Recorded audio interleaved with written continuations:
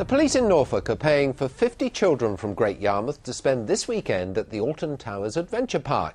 They say it's a reward for the children who go to a youth club which took part in a scheme to tackle antisocial behaviour. This is the darker side of Halloween. While most people just enjoy dressing up and trick-or-treating, for others it's an excuse to cause a nuisance. Just sometimes you want a quiet night in and it's Halloween. You've got to switch the lights off and pretend you're not at home. I don't let my children trick-or-treat around people I don't know. They're pretty good around our area. They are really good, actually. At this youth group in Great Yarmouth, they've worked hard to help reduce antisocial behaviour. As a reward, Norfolk Police are helping to pay for some of them to go to Alton Towers. We think it's important that the children have a good focus. At the same time, we're taking the children out of the area. We're giving them something to occupy their minds. So we're taking the focal away from antisocial behaviour that's associated on that day. When I was young, I used to get in a lot of trouble and that on Halloween nights. I can't see things changing and it's getting the kids off the street, really.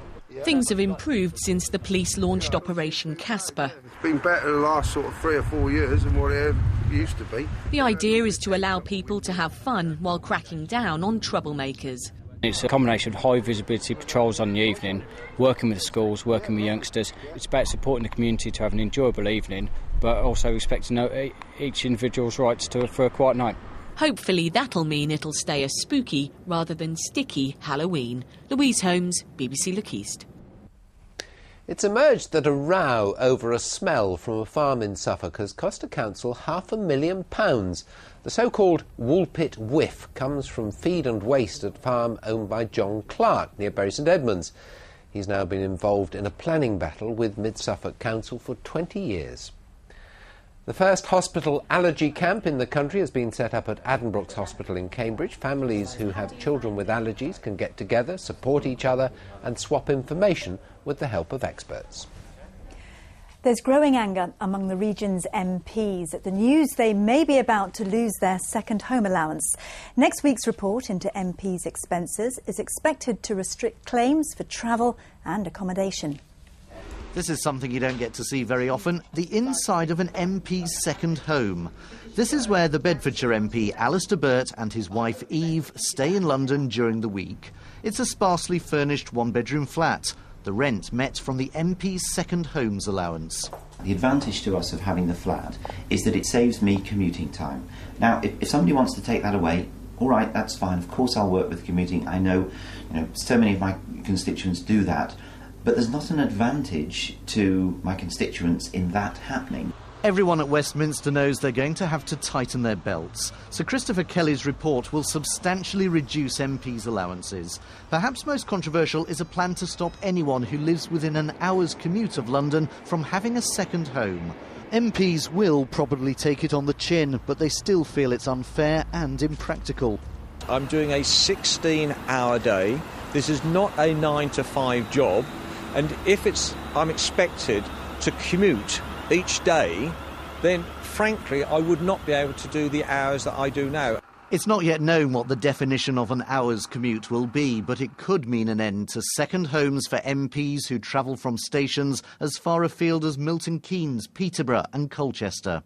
Those who won't be affected admit it may seem unfair, but feel it's a price worth paying. There's massive public anger over there, and I think there's a huge amount of public distress and anger. There's a loss of confidence in politicians, and we do need to sort this out. The fear of some is that losing this allowance may discourage people from becoming MPs, but critics say the changes are long overdue. Andrew Sinclair, BBC Look East. And I'll be back on Sunday with more on that story on this weekend's edition of The Politics Show. It's on BBC One at the earlier time of 11 o'clock. Football and Southend are in action at home to Gillingham tonight. Tomorrow in League One, Colchester travel to Millwall and Norwich City are at Stockport. Ipswich Town have called off talks with former England coach Peter Taylor about him possibly taking up a role on the coaching team at Portman Road. Town, who are yet to win a game this season, take on Derby tomorrow in the Championship. Obviously, the longer you go without a win, the more questions you got to face and the more pressure. But that's football, and I've been saying for the last few weeks, I think that the players have been dealing with it very well. I think they're playing with great freedom and a lot of confidence when you consider where we are. Thousands of people visit every year to soak up the sea air and the local charm, but there is more to Aldeburgh in Suffolk than meets the eye, which is why they've just made their own film about a day in the life of their town. The pace of change in Aldeburgh might not be quite so relentless as it is elsewhere, but still people here wanted a film to show future generations what life was like in 2009 on just one day in May. Obviously we need people coming to spend money and to help our trade keep going. But I think the film we made shows that there is a great hinterland of life in Aldeburgh going on. It is, they say, like a time capsule on DVD, and we're being given a sneak preview on the big screen at the cinema in Aldeburgh.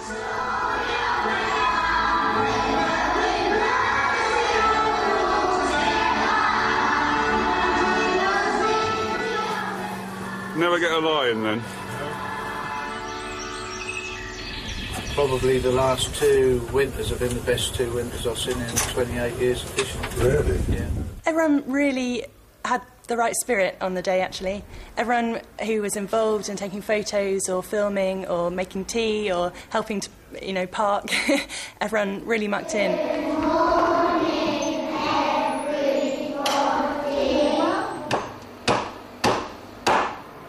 That's simplified because my name is really Dennis Pegg. My father is Dennis Pegg. My son is also Dennis Pegg, hence I'm called Sam. How will you feel come the premiere this weekend? Nervous? Yeah, a little. I hope people will like it. I think it's a fair bet they will. The premiere's on Sunday and already it's a sellout. Kevin Birch, BBC Look East in Aldeburgh.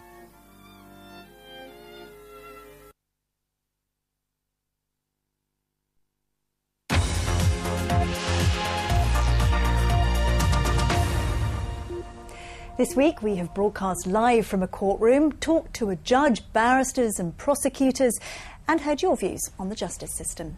Tonight, a dark tale for Halloween. Kim Riley has been to the dungeons in Norwich Castle for a history lesson in crime and punishment.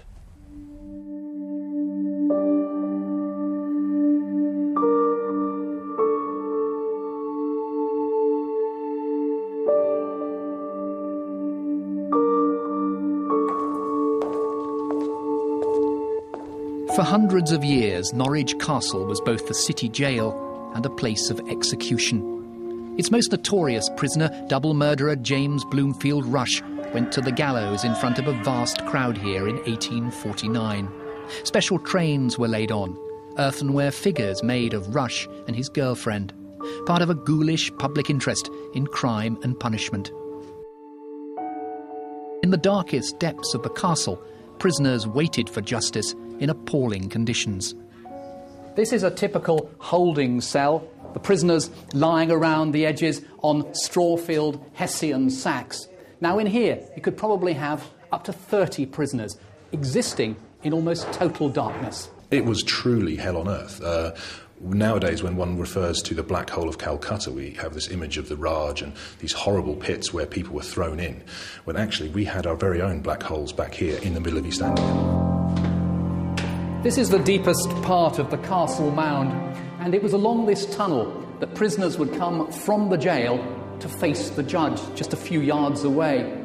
They came probably in trepidation because, bear in mind, in those days, poaching, petty theft, even setting fire to a haystack was punishable by death. Other traditional punishments like the stocks and the ducking stool were all about humiliation. This is called a scold's bridle, and it was used on women in medieval times who were known as common scolds.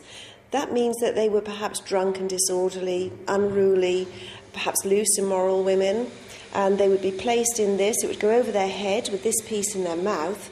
Sometimes it had spikes on the top and the bottom, so if they tried to talk, they would cut their tongues. Then they would be led through the streets by the chain and chained to the public whipping post where everybody would come and look at them. Well, this is called a prison yoke. A man's head would go in here and his hands at either end. It's extremely heavy and it would rest across his shoulders. And the punishment beyond hanging, the gibbet. The bodies of the most notorious criminals were covered in tar, hung up in a public place to deter others. The The castle ceased being a jail in the 1880s, taking on a new guise as a museum. Today, the perfect place to bring alive the terrible last days of the murderers and petty criminals for whom it was a stepping stone to the scaffold. Kim Riley, BBC Look East. We're going to cheer things up.